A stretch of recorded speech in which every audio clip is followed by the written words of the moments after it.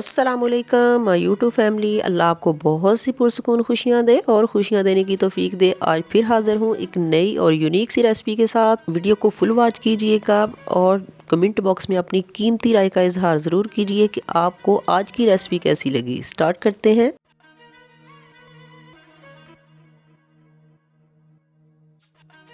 बिस्मिल्लाहिर्रहमानिर्रहीम। यहाँ पे मैंने 3 अदद गाजर ली है। इसको मैंने अच्छी तरह से वॉश कर लिया था। गाजर सुर्ख कलर वाली लेनी है, जिस तरह का हम जूस बनाते हैं उस तरह की गाजर जो होनी चाहिए। बस अब इसको ऊपर से छील लेंगे।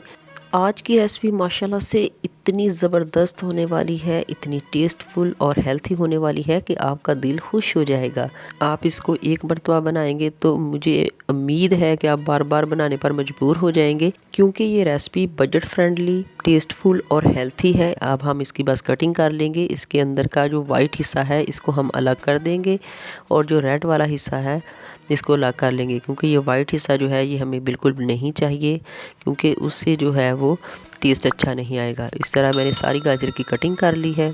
अब इसको मैं जूसर जग के अंदर शामिल कर दूंगी ताकि इसका पेस्ट बन जाए। इसका पेस्ट बनाना है। अब हमने इसमें 1 कप जो है वो दूध शामिल करेंगे। बॉयल किया हुआ ठंडा दूध है।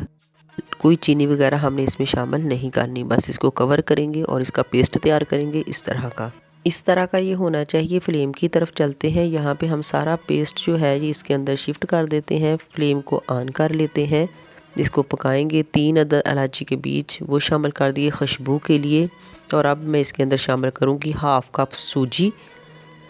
बस अब इसको हिलाते जाएंगे। ये 3-4 मिनट लगेंगे और ये अच्छी तरह से एक डो की शक्ल इख्तियार कर लेगा। जब ये इस कंडीशन में आ जाए तो हम फ्लेम को बंद कर देंगे और ठंडा होने के लिए इसको किसी खुले बर्तन में शिफ्ट कर देंगे और इसको फैला देंगे ताकि ये अच्छी तरह से ठंडा हो जाए। जब ये अच्छी तरह से ठंडा हो जाए तो छोटी छोटी सी बाल्स बनाएंगे इस तरह से। अगर ये आपके हाथों को चपके तो हल्का सा हाथों को ऑयल लगा लें। इस तरह की बस होनी चाहिए, ज़्यादा बड़ी बाल नहीं बनानी आपने। इस तरह ये मैं सारी बाल्स बना लेती हूँ। ये देखें माशाल्लाह से, ये देखें सारी बाल्स मैंने बना ली हैं।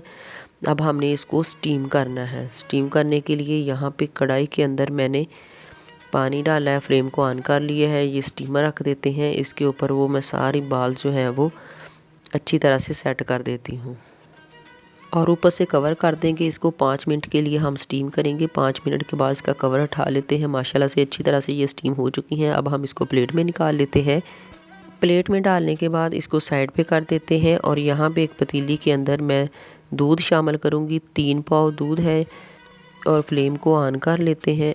अब इसके अंदर शामिल करूँगी 2 टेबल स्पून शुगर और थोड़े से बारीक कट किए हुए बादाम वो शामिल कर दूँगी और इसको बॉयल करेंगे 3 से 4 मिनट के लिए ताकि दूध थोड़ा गाढ़ा सा हो जाए। फ्लेम को बंद कर देते हैं। अब मैं इसको एक बर्तन के अंदर शिफ्ट कर दूंगी।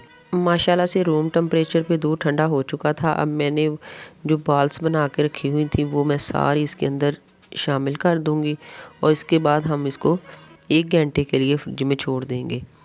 1 घंटे के बाद माशाल्लाह से ये देखें, चेक करें अच्छी तरह से जो बाल्स हैं ये फूल चुकी हैं। मैं आपको सर्व करके भी दिखा देती हूँ। मैं उम्मीद करती हूँ कि आपको आज की रेसिपी पसंद आई होगी। जहाँ भी रहिए हैप्पी रहिए और हेल्दी रहिए। अपना और अपनी फैमिली का ढेर सारा ख्याल रखिए। मुझे दुआ में याद रखिए। मिलते हैं नेक्स्ट रेसिपी के साथ। तब तक दीजिए इजाज़त।